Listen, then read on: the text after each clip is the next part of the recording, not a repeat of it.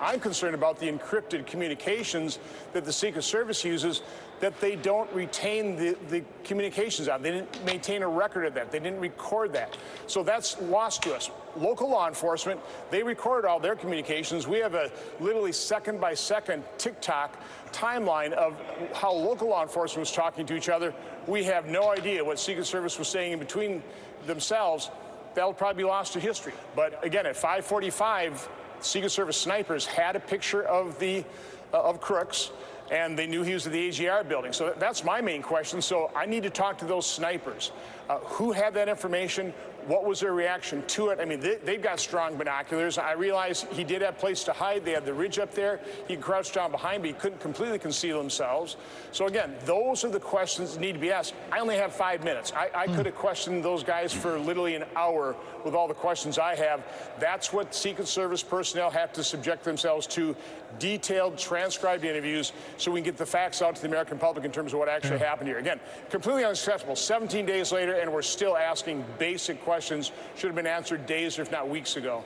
Yeah, I also thought it was pretty stunning that you had a local police officer on the TAC channel telling his commander there's a guy on the roof with a gun. You had people on the ground yelling there's a guy with a gun, and yet somehow that never got past to the Secret Service.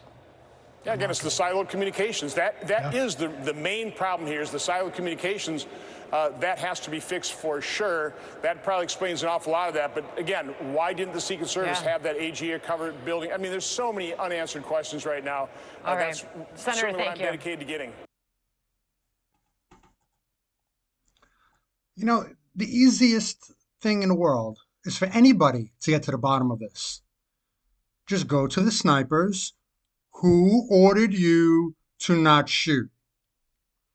Go to whoever was supposed to be guarding that building. Why were you not on top of the building? Oh, someone ordered you off. Who is that person? Then you go to that person. Who ordered you to make sure there was no one guarding that building? Oh, now we're going to get to the bottom of the whole thing, right? See, that's why they're slow walking this. They know if we do that, we're going to get the culprit. And it goes back to who? We have some suspicions, which we can't say because we'll get sued. But you know what's up. Somebody wants Trump dead. That's the bottom line. And the second shooter is still out there. Keep that in mind. Are they going to have another supervisor at the next Trump rally who's not going to look at a whole area? That's what it looks like. This character, the current moron in charge of the Secret Service, is only making excuses. If you saw the whole give and take today in the Senate. So look for other clips. I'll put some below this. And it's just sickening.